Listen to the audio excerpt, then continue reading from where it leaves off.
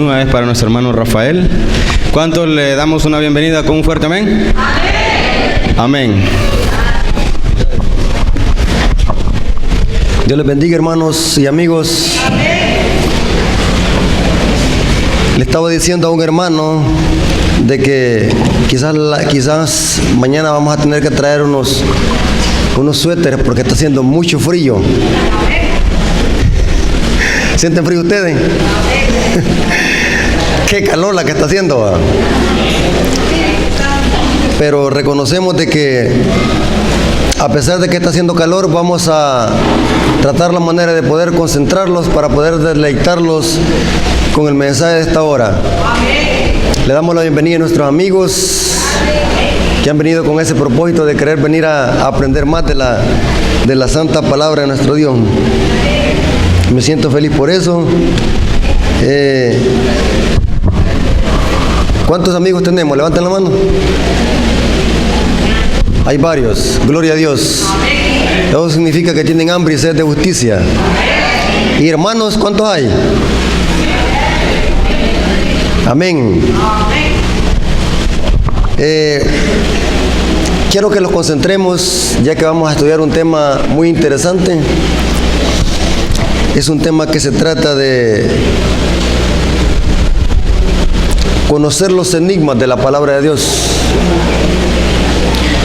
Antes vamos a hacer una oración para que Dios dirija el estudio de su palabra. Les voy a invitar que se pongan de pie para orar.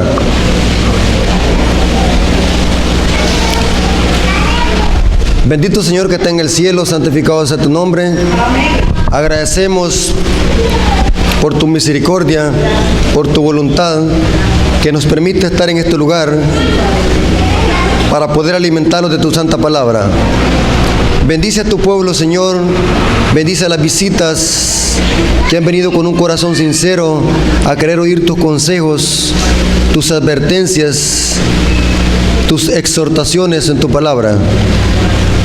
Bendice a tu siervo, Señor, que pueda darse a explicar para que tus hijos, Señor, puedan entender el mensaje de esta hora.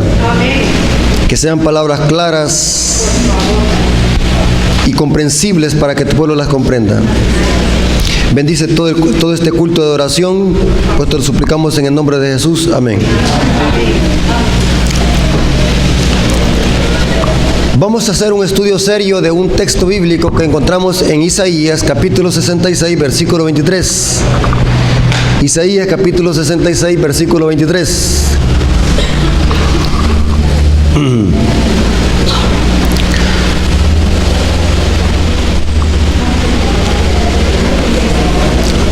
Quiero que nos concentremos porque vamos a estudiar la Biblia.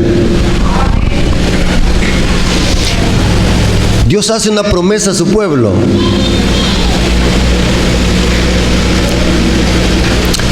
Pero preferible que lo leamos desde el versículo 22 mejor para que leamos el contexto. Porque como los cielos nuevos y la nueva tierra que yo hago permanecerán delante de mí, dice Jehová, así permanecerá vuestra descendencia y vuestro nombre. Sigamos leyendo. Y de mes en mes y de día de reposo, o mejor dicho, de sábado en sábado, vendrán todos a adorar delante de mí, ha dicho Jehová. Dios promete una promesa a su pueblo, que Él va a crear cielos nuevos y tierra nueva, y que los redimidos irán de mes en mes y sábado en sábado a adorarlo. Esta es una promesa para los redimidos, los salvos. ¿Cómo? El tema lo vamos a titular La tierra nueva y el árbol de la vida. ¿Está bien?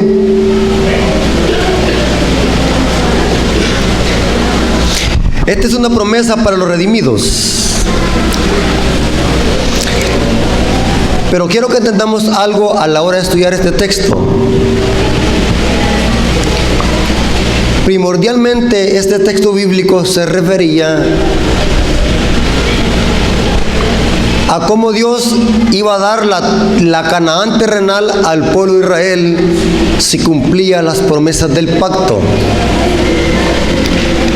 Dios, por medio del profeta Isaías, usa aquí en este texto un lenguaje metafórico, cielos nuevos y tierra nueva, para referirse a la Canaán terrenal que iba a entrar el pueblo de Israel. Primordialmente a eso se refiere este texto. Promesa para el pueblo de Israel que iba a entrar a la Canaán en los días de Isaías. Pero como Israel no cumplió con las promesas del pacto, no se cumplió con Israel esta promesa. Esta promesa sigue patente, no se ha cumplido aún. Porque la Biblia dice que los cielos nuevos y tierra nueva están en el futuro. Por ejemplo, 2 de Pedro, capítulo 3, versículo 11 al 13. No sé si me di a explicar qué significa primordialmente el texto, a qué se refería Isaías, ¿me entendieron? ¿Me di a explicar? El libro de 2 de Pedro, capítulo 3, versículo 11 al 13 nos dice: aún estamos esperando esa promesa, pues como todas estas cosas han de ser deshechas, ¿qué tal les conviene que vosotros seáis en santa y pía conversación? Voy a pedir que mejor pongamos la versión de 1960. Esta versión, la versión Reina Valera antigua, dice lo mismo. El problema es que está usando muchas palabras rebuscadas, que me cuesta, yendo algo malo de la garganta. Esa es la 60, ¿va? Reina Valera 60. Veamos. Puesto que todas estas cosas han de ser deshechas, ¿cómo no debéis vosotros andar en santa, piadosa manera de vivir? Esa es la 60. Esperando y apresurándonos para la venida del gran día de Dios, en el cual los cielos siendo encendidos serán deshechos, y los elementos de la tierra siendo abrazados, ¿sabe qué? Fundirán. El profeta, aquí Pedro está diciendo que nosotros esperamos una promesa de cielos nuevos y tierra nueva. Significa que aún no se ha cumplido esa promesa. Esa promesa que Dios le dijo a Israel está patente todavía, no se ha cumplido. ¿Estamos claros? La promesa de cielos nuevos y tierra nueva están en el futuro. Inclusive Apocalipsis capítulo 21 versículo 1 nos dice, usemos siempre la Reina Valera 60. Vi un cielo nuevo y una ¿qué? Tierra nueva, porque el primer cielo y la primera tierra fueron y el mar ya no ¿qué? Ya no existía. Seguro que es la 60.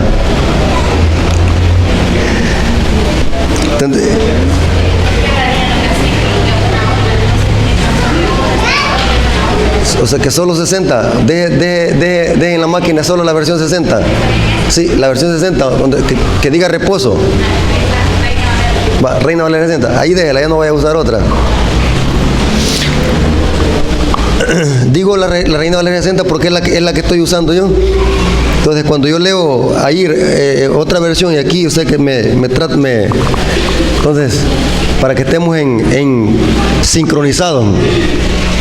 Vi un cielo nuevo y una tierra nueva, porque el primer cielo y la primera tierra pasaron y el mar ya no ¿qué? Existía más. Aquí Juan dice que la tierra nueva y el cielo nuevo y la tierra nueva están ¿a dónde? En un futuro.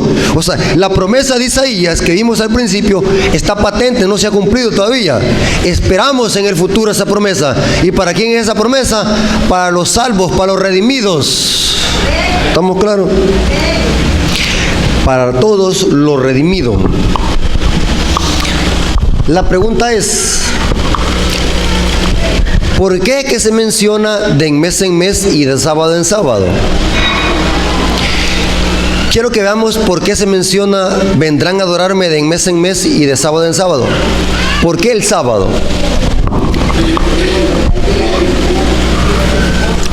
Y hay un detalle muy importante cuando leemos la Biblia, mayormente el libro de Génesis, y es que nos damos cuenta de lo siguiente. Ponga mucha atención. Por falta de tiempo no puedo leerle tanto los versículos, solamente les voy a dar las referencias, las pautas para que ustedes puedan puedan colocarse en el ambiente del sermón o del estudio que estamos teniendo. Porque si les doy todos los textos y los leemos todos los textos, no salimos de aquí. Por lo tanto, voy a colocar el marco y la plataforma para que ustedes puedan captar el mensaje.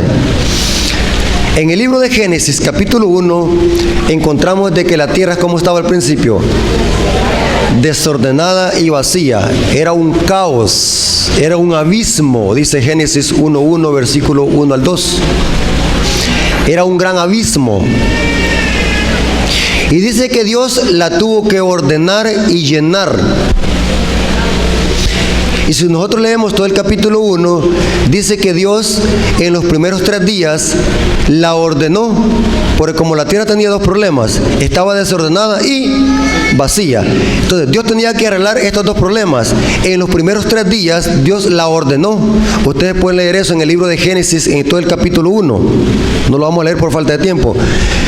Y en los últimos 3 días de los 6, Dios la llenó, la tierra, solucionó los 2 problemas. Y como broche de oro, como culminación, Dios puso su broche, su firma, que es el sábado, día del Señor, como monumento recordativo de la creación. Y eso sí lo vamos a leer. Génesis capítulo 2, versículo 1 al 2. Génesis capítulo 2, versículo 1 al 2 y el 3 también. Esta es la firma de que Dios es el creador y el sustentador de la creación. En el principio creó Dios los cielos y la tierra. Fueron pues acabados los cielos y la tierra. No, Génesis capítulo 2, versículo 1 al 2.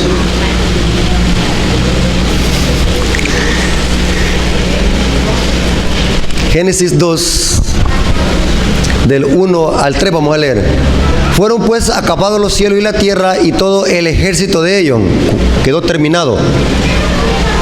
Técnicamente quedó terminado.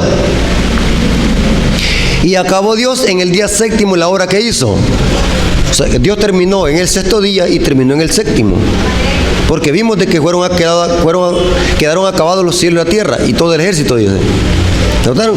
Pero dice el versículo 2, y acabó Dios en el día 7º la obra que hizo. Dios terminó de crear en los 2 días.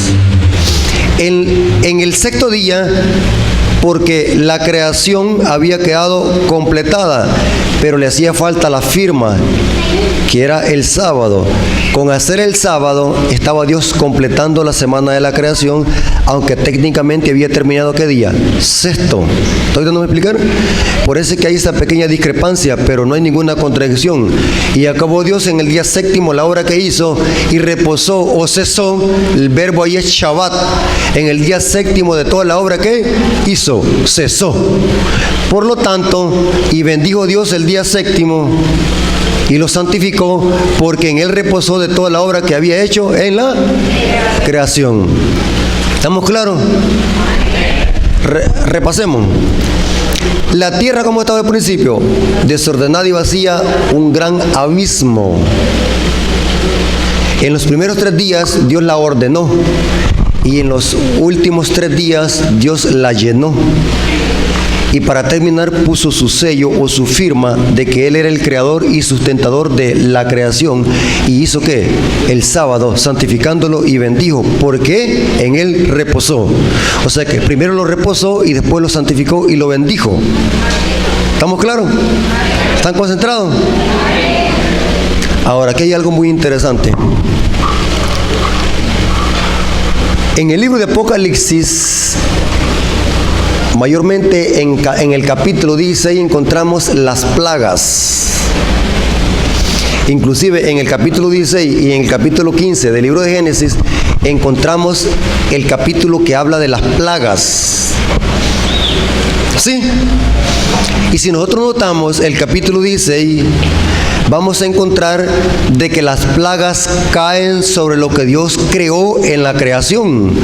Las plagas empiezan a caer sobre las aguas, sobre el mar, sobre los árboles, sobre el sol, sobre lo que Dios creó en la creación. Sobre eso mismo caen las plagas. ¿Están conmigo? ¿No se han notado ustedes ese contraste? En lo que Dios creó, en Apocalipsis 16, las plagas caen sobre eso. En otras palabras, las plagas hacen de que la tierra vuelva a quedar como estaba cuando. Al principio, desordenada, ¿qué? Y vacía. La tierra va a quedar un caos. Y de remate, en la 7ª plaga, dice que va a terminar con esta tierra un gran terremoto cuando viene Jesús. Y ese terremoto hace que las islas, ciudades populosas se hundan. La tierra va a quedar, ¿qué? Un solo caos, destrucción completa. Como al principio quedará desordenada y vacía, un gran abismo. Y Apocalipsis capítulo 20 dice que esta tierra va a ser la guarida o la cárcel de Satanás ¿por cuánto tiempo? Por 1000 años. Y bajó un ángel poderoso con una gran cadena y ató al dragón en el gran ¿qué? Abismo. ¿Y lo ató por cuánto tiempo? Por 1000 años. Esta palabra abismo es del griego abusos con doble S. Es la palabra griega que se usa en la Septuaginta o en la versión 70, que se usa en Génesis 1:1. Y la tierra estaba desordenada y vacía y era un gran abismo. ¿Están conmigo? El paralelo, el contraste. Es un paralelo y un contraste. La tierra va a quedar desordenada y vacía. Las plagas la van a devastar, la van a dejar destruida por completo.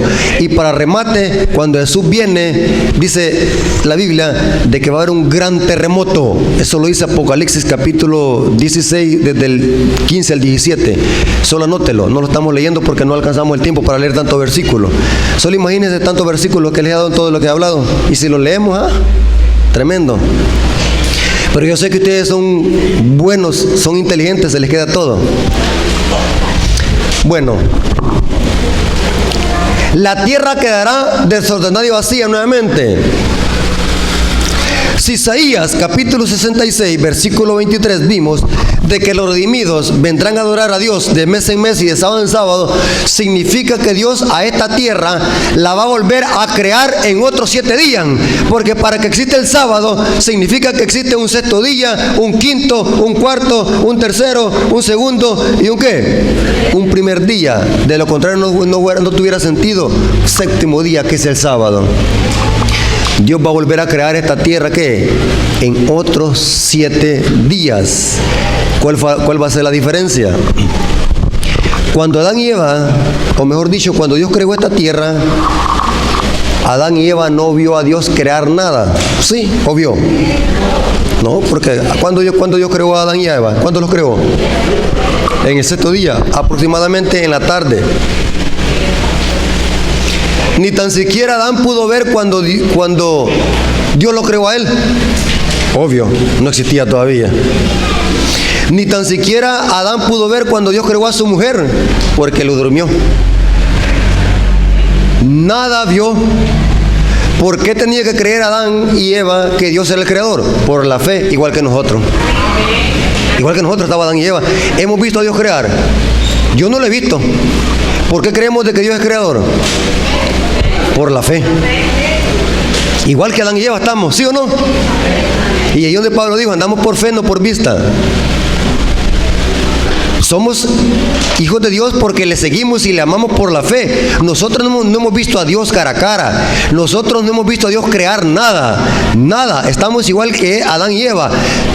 Creemos de que Dios es creador por la fe. Y aquí donde cabe lo que la Biblia le llama la verdadera adoración. La mejor forma de que el ser humano reconoce a Dios como su creador es que guarda el sábado.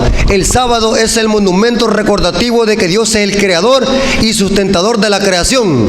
Ese es el objetivo primordial del sábado, que el ser humano nunca jamás se vaya a olvidar de que Dios es el creador y nadie más.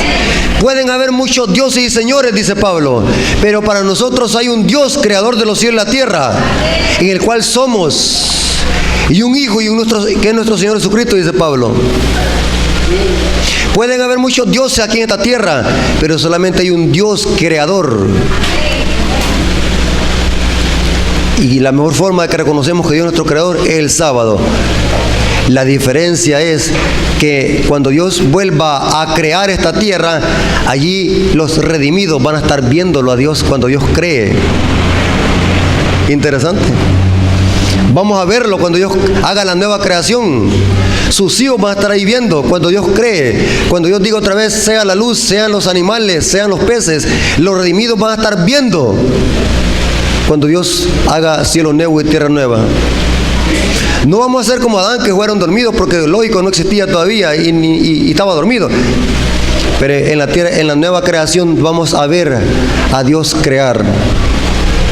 Ahora, algo muy interesante que también debemos de entender es lo siguiente. En la tierra nueva se mantendrá el ciclo semanal, la semana de 7 días. Y explico.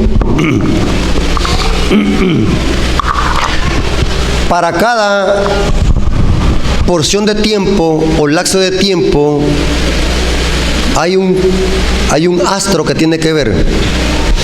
Por ejemplo, ¿qué astro tiene que ver con el día de 24 horas? El sol. ¿Sí o no? ¿Por qué tenemos un día de 24 horas? ¿Es porque la tierra qué?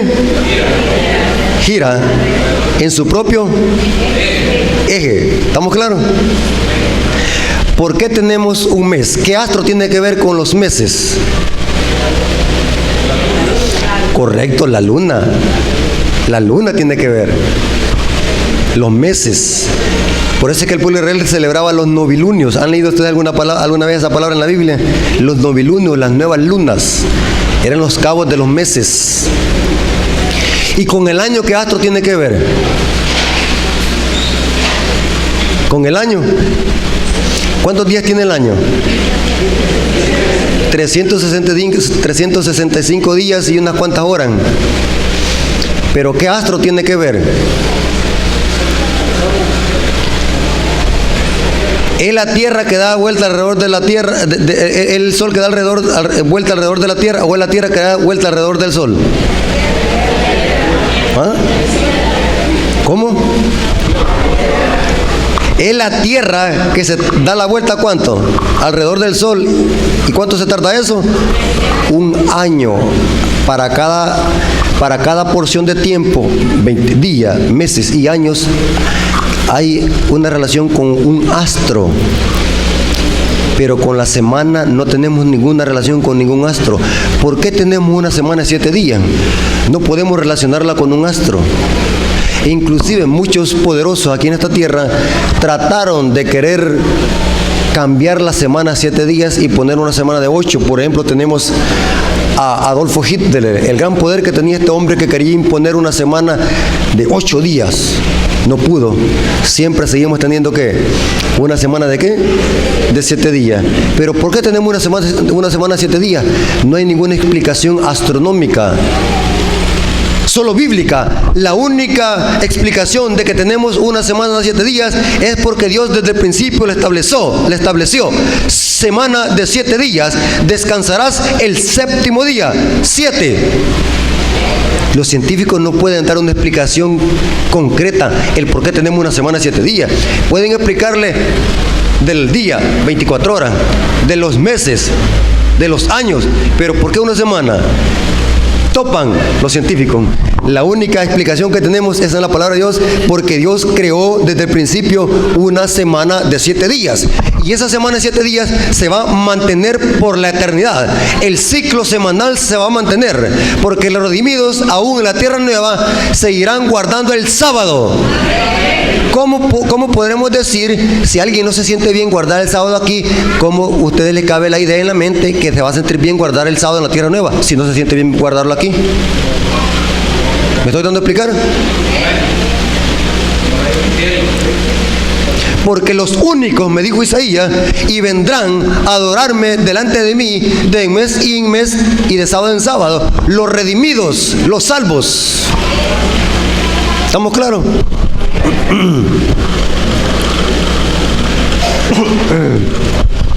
Perdón. Ahora aquí va lo interesante. Ya vimos que el ciclo semanal se mantiene en la tierra nueva. ¿qué hay de mes en mes? ¿Por qué de mes en mes? Porque se acuerdan que Isaías dice que de mes en mes y de sábado en sábado vendrán a adorarme. ¿Qué tiene que ver con el mes en la tierra nueva? Algunos han tratado de explicar de que aún en la tierra nueva se van a celebrar las fiestas que celebra el pueblo de Israel. Esa fiesta que encontramos en Levítico 23. Pero hay otra explicación que yo creo que es la más, que está más basada en la segura palabra profética. ¿Por qué se va a ir a adorar a Dios de mes en mes y de sábado en sábado? ¿Qué tiene que ver el mes con la adoración? Aquí va lo interesante. Hay algunas referencias en el libro de Apocalipsis, mayormente en el capítulo 22, versículo 1 y 2. Mire cómo dice. Apocalipsis capítulo 22, versículo 1 y 2. Dice, después me mostró un río limpio de agua de vida, resplandeciente como cristal, que salía del trono de Dios y del Cordero. Aquí Juan está describiendo la nueva Jerusalén.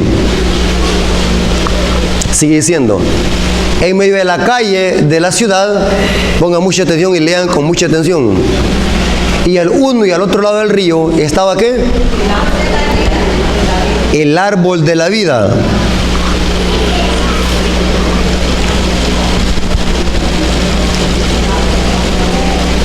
El árbol de vida, ¿dónde está? ¿A un lado, en una esquina o a dónde dice?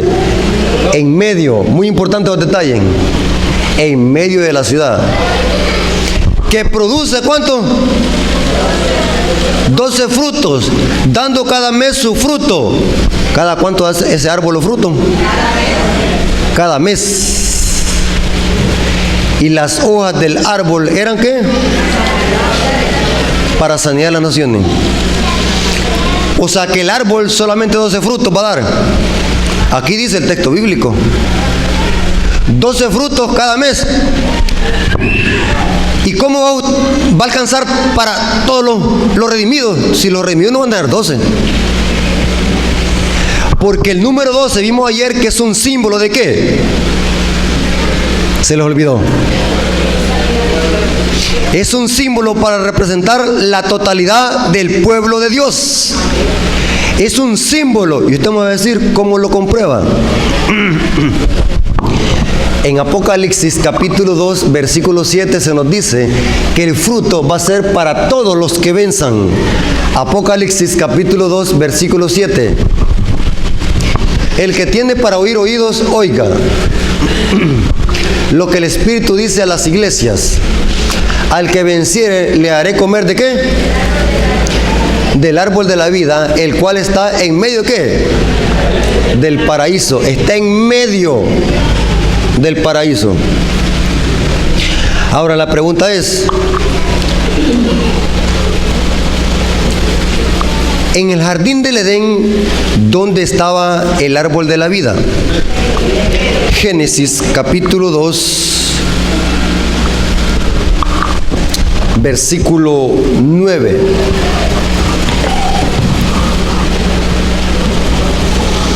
El árbol de la vida estaba en el jardín del Edén, pero estaba en medio. Veamos.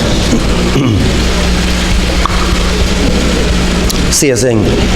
Y Jehová Dios hizo nacer de la tierra todo árbol delicioso a la vista y bueno para comer. También el árbol de la vida, que estaba ¿dónde? ¿Están captando? Y explico lo siguiente. El jardín del Edén no era parte de esta creación. ¿Cómo dije?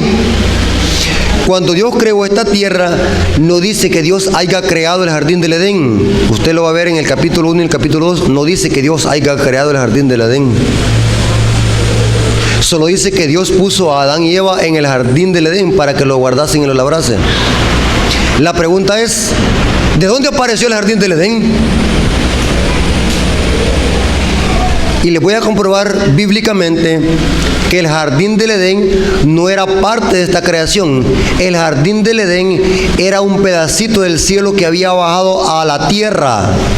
El jardín del Edén, antes de situarse aquí en esta tierra, era parte del trono de Dios, o mejor dicho, el jardín del Edén es el trono de Dios mismo, y se lo voy a comprobar.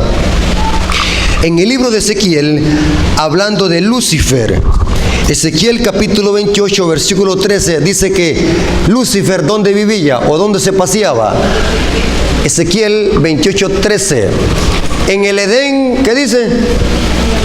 ¿Están conmigo? ¿Están leyendo? ¿Me van siguiendo? ¿Están poniendo atención, hermano, lo que estamos estudiando? En el Edén, en el huerto de Dios, estuviste.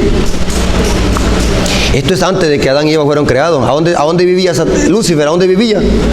En el Edén. ¿Y a dónde estaba el Edén entonces? En el cielo. ¿Están conmigo? En el Edén, en el huerto de Dios estuviste. De toda piedra preciosa era tu vestidura. De cornerina, topacio, jaspe, crisólito, berilo, ónice, de zafiro, carbunco. Mire qué bonito cómo fue creado este ángel. De todas las piedras preciosas. De carbunclo, esmeralda y oro. Los primores de tus tamboriles y flautas estuvieron preparados para ti en el día de tu creación. ¿Y de quién está hablando? Sigamos leyendo. Tú, querubín, grande protector. ¿Dónde vivía este querubín? En el Edén. O sea, el Edén, donde vivía Adán y Eva, era un pedacito del cielo que había bajado a esta tierra. Cuando Adán y Eva pecó, ¿qué pasó con ese jardín de Edén? ¿Qué se hizo? ¿Qué pasó? ¿Ah? Y les voy a comprobar bíblicamente que ese jardín del Edén, Dios se lo volvió a llevar después de mucho tiempo para el cielo otra vez. Adán y Eva fueron sacados porque ya no podían entrar al jardín del Edén por su transgresión. Y dice que Dios en medio de la puerta del jardín del Edén puso un querubín con una espada desenvainada para que no entrasen. Pero después de mucho tiempo, Dios se llevó al jardín del Edén de nuevo para donde era originario el jardín del Edén. Vamos a leer algo muy importante. Pero quiero que leamos una cita de Elena de White y después vamos a comprobarlo con la Biblia eso. En el libro de Patriarcas y Profetas dice lo siguiente Elena de White. Observen. El jardín del Edén, después del pecado, permaneció algunos días, pero después Dios lo traspuso nuevamente. Oiga, ¿nuevamente a dónde? Al cielo. ¿Están leyendo? El huerto del Edén permaneció en la tierra mucho tiempo después que el hombre fuera expulsado de sus agradables senderos. Y ahí dice, véase Génesis 4:16. Durante mucho tiempo después se le permitió a la raza caída contemplar de lejos el lugar de inocencia. Adán y Eva lo veían desde lejos y se lamentaba que por su transgresión había sido sacado de ese lugar tan bello, tan hermoso. Lo contemplaban desde lejos, cuya entrada estaba vedada por vigilantes ángeles. En la puerta del paraíso, custodiada por querubines, se revelaba la gloria divina. Allí iban Adán y sus hijos a adorar a Dios. O sea, iban cerquita, lo más posible cerquita. Iban a adorar a Dios, sentían aquel anhelo de volver otra vez a entrar a eso, sentían el anhelo. Pero saben, hermano, que cuando Dios les dio la promesa de la venida de un Mesías, ellos se les avivaron los ánimos al ver de que había otra oportunidad de volver a entrar a ese lugar por medio de la sangre de Cristo Jesús. Cuando la ola de iniquidad cubrió el mundo y la maldad de los hombres trajo su destrucción por medio del diluvio, la mano que había plantado el Edén lo quitó de la tierra. Pero en la restitución final, cuando haya un cielo nuevo y una tierra nueva, será restaurado y más gloriosamente embellecido que al principio. O sea, cuando Juan ve la Nueva Jerusalén, que desciende como una esposa ataviada para su marido, ve que en medio de la Nueva Jerusalén viene el árbol de la vida. En otras palabras, cuando Juan ve la Nueva Jerusalén, allí viene en medio de ¿qué? El jardín del Edén nuevamente, porque allí viene el árbol de la vida. ¿Y a dónde estaba el árbol de la vida? En el jardín del Edén. ¿Están conmigo? Dios se lo llevó de nuevo para el cielo, el jardín del Edén. ¿Dónde dice eso? El apóstol Pablo tuvo una visión. Él trata de no exaltarse. En este relato de él está hablando, pero él no usa su nombre por no exaltarse del privilegio que Dios le había dado a él de ver esto. 2 Corintios 12, versículo 3 al 4, dice lo siguiente: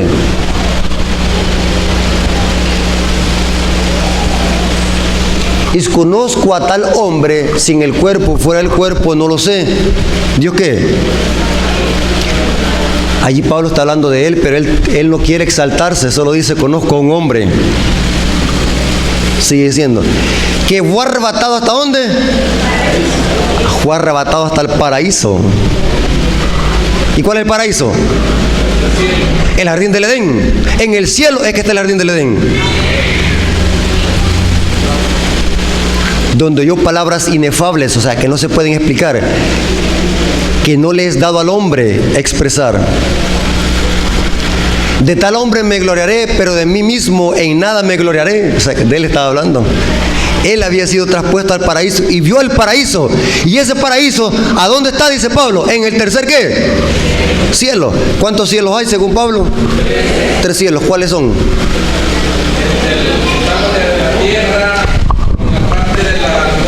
El, las estrellas, los astros, el segundo cielo, está el paraíso, el tercer cielo de Dios. Correcto. El cielo atmosférico, donde hay nubes, el cielo estelar, donde están las estrellas, y el cielo celestial. Yo tengo un tema sobre eso, los 3 cielos en la Biblia. Por eso es que Salomón dijo en su oración, ni los cielos de los cielos de los cielos pueden contenerte.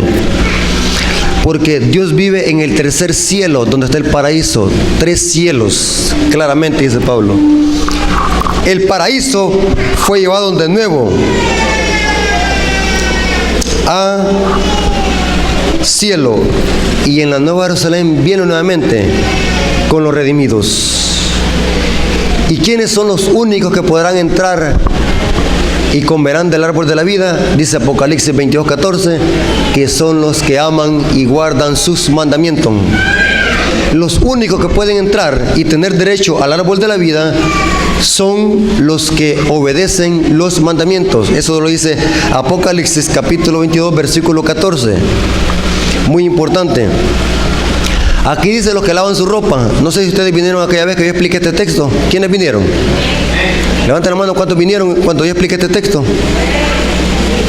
Bueno, para los que no vinieron les voy a explicar. En algunas versiones dice lavan sus ropas, en otras versiones dicen los que guardan los mandamientos. Es lo mismo, porque lo que está representando esta versión es las 2 clases de justicia, la justicia imputada y la justicia impartida. Dios nos perdona, pero también nos santifica. Justificación y santificación, porque vimos que el versículo 15 dice que darán fuera los perros, los fornicarios, los adúlteros. Son referencias a transgresiones ¿de qué? De los mandamientos. En otras palabras, los que entran y tienen derecho al árbol de la vida, ¿quiénes son? Los que guardan ¿qué? Los mandamientos. ¿Estamos claros? Ahora, un dato muy interesante es lo siguiente, hermano. Cuando Isaías dice, de mes en mes y sábado en sábado vendrán a adorarme, es porque cada mes comeremos del fruto de ese árbol. Y de sábado en sábado porque se mantiene el ciclo semanal. De mes en mes por el fruto, que lo comeremos cada mes. Y de sábado en sábado porque se mantiene el ciclo semanal y se va a guardar el sábado por la eternidad. Ahora, un detalle muy importante que debemos de entender también es: ¿para qué es importante o necesario comer del árbol de la vida? ¿Acaso el ser humano Dios no lo creó inmortal? ¿Acaso el ser humano fue creado inmortal? Génesis capítulo 2, versículo 9 nos dice que no. Génesis capítulo 2, versículo 9. Y Jehová Dios hizo nacer de la tierra todo árbol delicioso a la vista y bueno para comer. También el árbol de la vida en medio del huerto y el árbol de la ciencia que estaba ahí también. ¿Qué estaba ahí también? Si comías de este árbol de la ciencia y el mal, ¿qué iba a pasar? Morir. Entonces Adán y Eva no fue creado inmortal. ¿Me está entendiendo lo que quiero decir? La inmortalidad de Adán y Eva no era propia de sí mismo.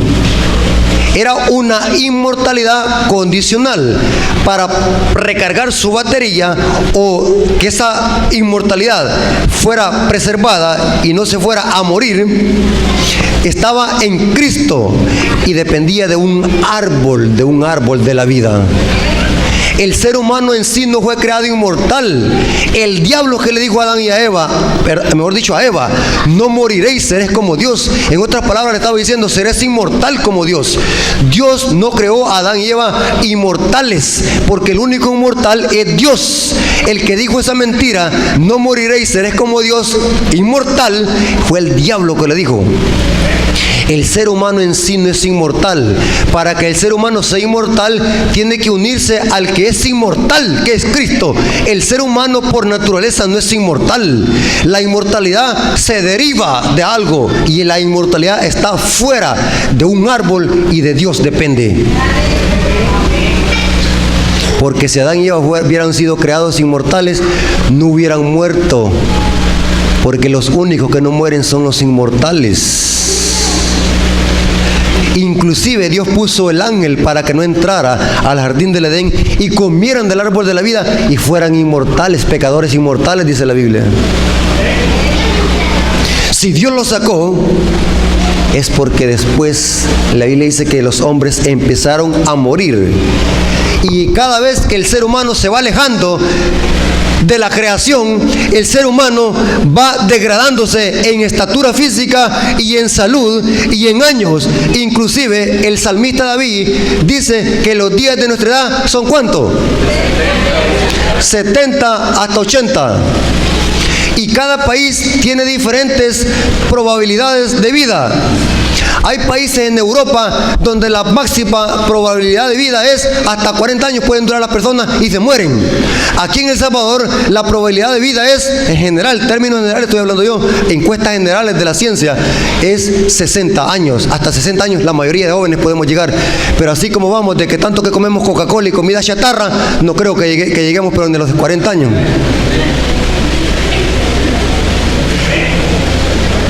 Sí, porque hoy los adventistas les gusta comer pizza, Coca-Cola, hot dog, chatarra, solo chatarra.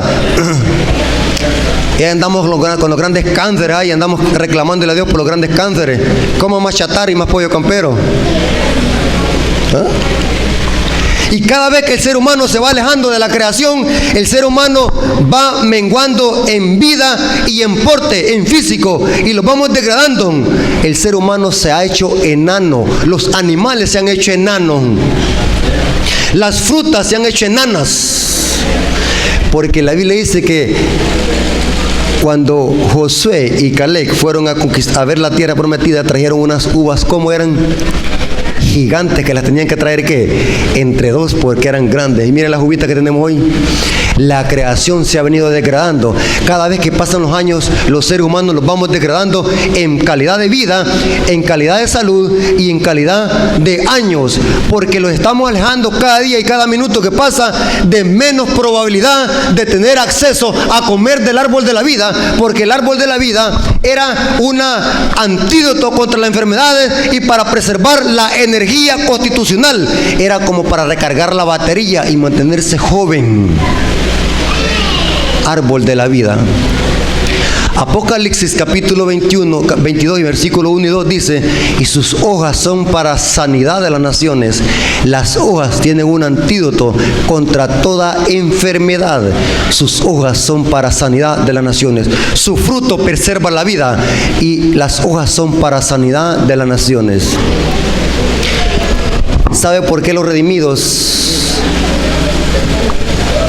vamos a comer del árbol de la vida en la tierra nueva? Porque con el fruto de ese árbol vamos nuevamente a crecer a la estatura que tenía Adán y Eva. Mire lo que dice Conflicto de los Siglos, la última cita. Conflicto de los Siglos, 627. Hablando cuando Dios resucite a los redimidos. Él transformará nuestros cuerpos viles y los hará semejantes a la imagen de su cuerpo glorioso. La forma moral y corruptible, desprovista de gracia, manchada en otro tiempo por el pecado, se vuelve perfecta, hermosa e inmortal. Todas las imperfecciones y deformidades quedan en la tumba, reintegrados en su derecho al árbol de la vida. En él, desde tanto tiempo perdido, los redimidos, ¿qué dice? Crecerán hasta alcanzar, ¿qué? La estatura perfecta de la raza humana en su gloria primitiva. Vamos a crecer. Ahí ya no va a haber ningún enano, ningún gordote, ningún pechito. Nadie va a haber ahí. Todos vamos a ser iguales, de la misma estatura como era Adán y Eva después de salir de las manos del Creador. Volveremos a la estatura original. Seremos con un cuerpo glorioso. Las últimas señales de maldición del pecado serán quitadas. Los fieles discípulos de Cristo aparecerán en la hermosura de Jehová nuestro Dios, reflejando en espíritu, cuerpo y alma la imagen perfecta de su Señor.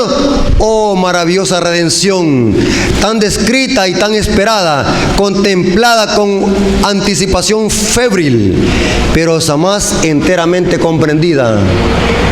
Jamás podemos comprender, hermanos, lo que Dios tiene preparado para los redimidos, para sus hijos. El apóstol Pablo dijo: cosas que oídos no han oído, ni ojos han visto, es la que Dios tiene preparados para los que le aman y que los que le esperan. No hay nada, hermano, comparado. No hay ni siquiera descripción en la Biblia. En la Biblia lo que tenemos es unos pálidos reflejos, dice Pablo. Vemos como por un espejo. En la Biblia tenemos unos reflejos de lo que Dios tiene preparado para nosotros. No tenemos un bosquejo amplio, exacto de lo que Dios tiene preparado para nosotros. Solo tenemos una pequeñez, pero suficiente para que creamos en el unigénito Hijo del Padre. Es suficiente esto. Dios va a quitar toda la maldición de muerte. Y una de las promesas que me llama mucho la atención en la Biblia es la que encontramos en Apocalipsis capítulo 21. Apocalipsis capítulo 21.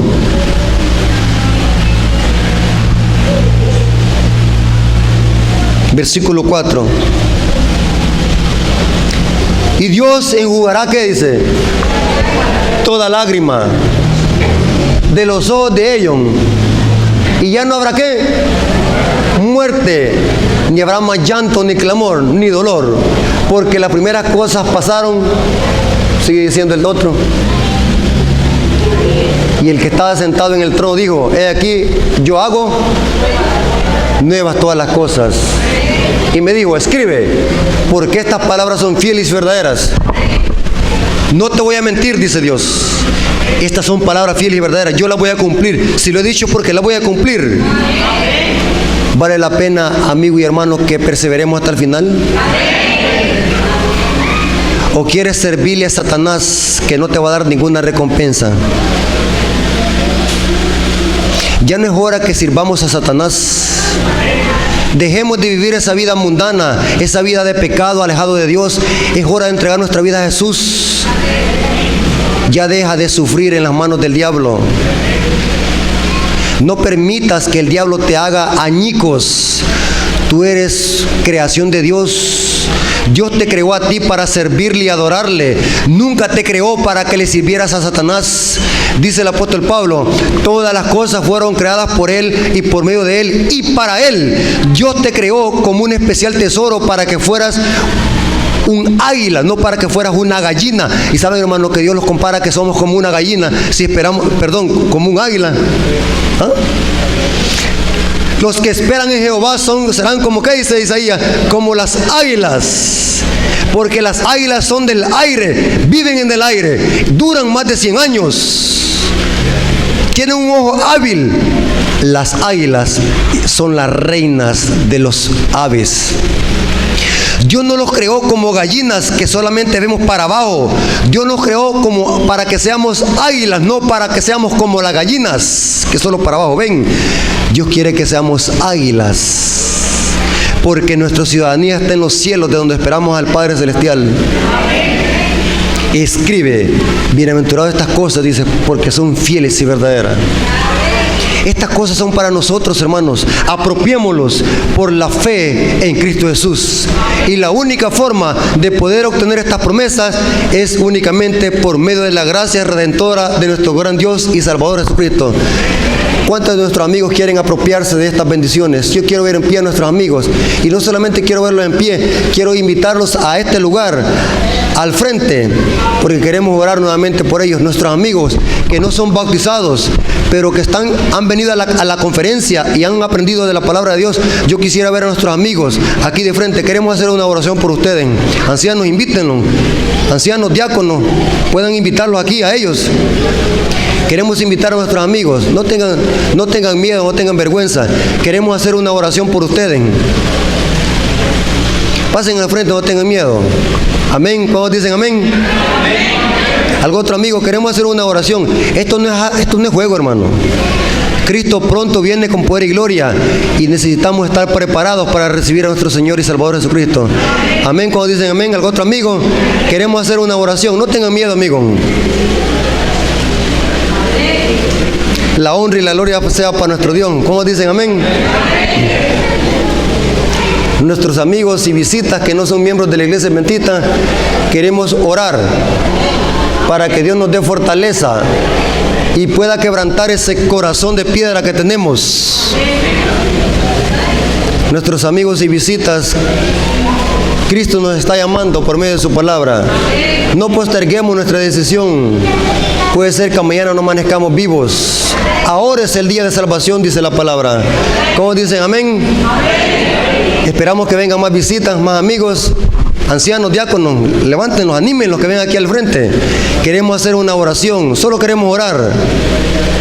Es importante, hermanos, que debemos de romper ese miedo, hermano.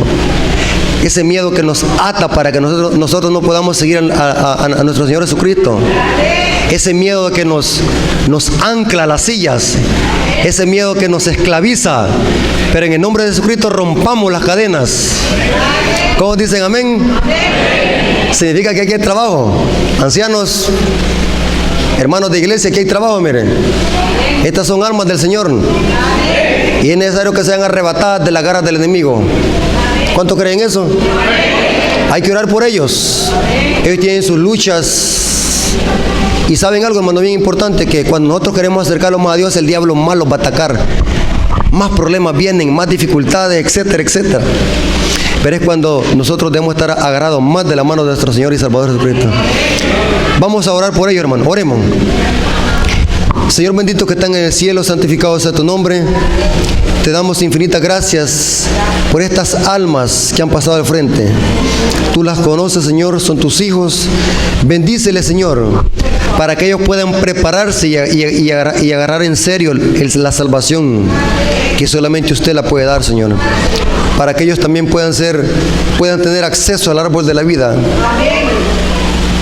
y poder ser salvos y poder ser redimidos completamente por la gracia de Cristo, Señor.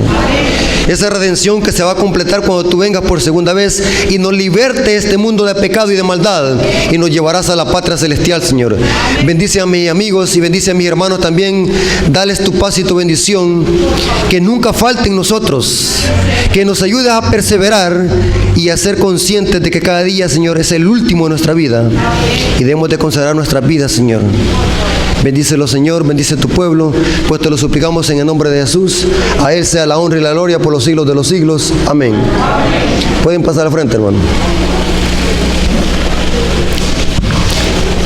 Vamos a cantar el himno 172 de Eva para despedirlo. El Rey que viene cerca está.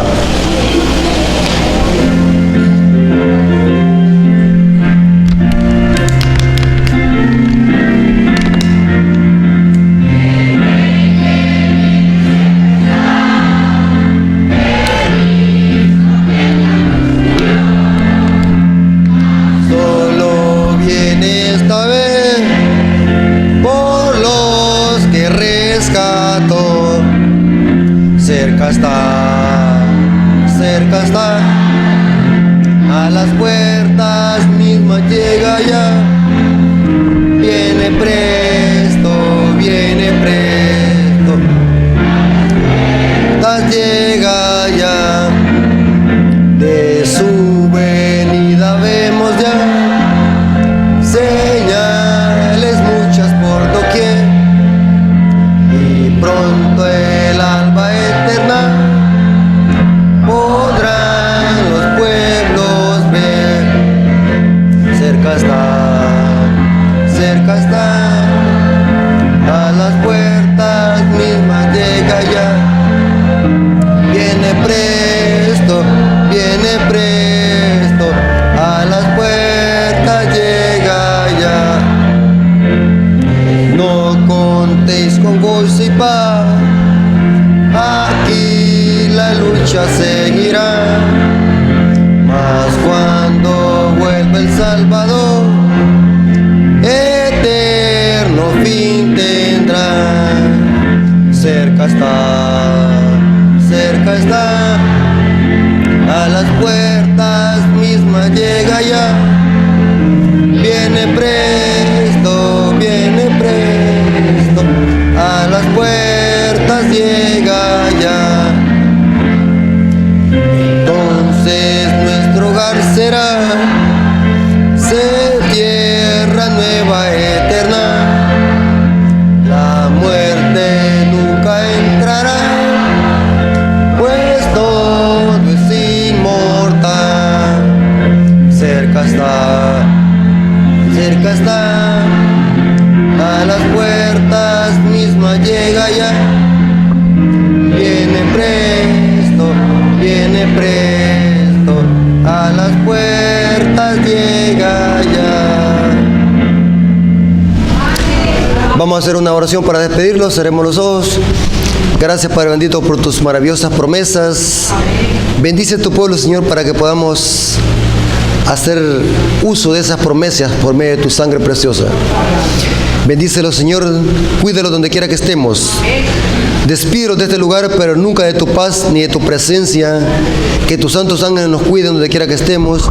Bendice a nuestros amigos y a nuestros hermanos, y que mañana podamos estar aquí en este lugar para poder deleitarlos nuevamente con otro estudio más de tu palabra.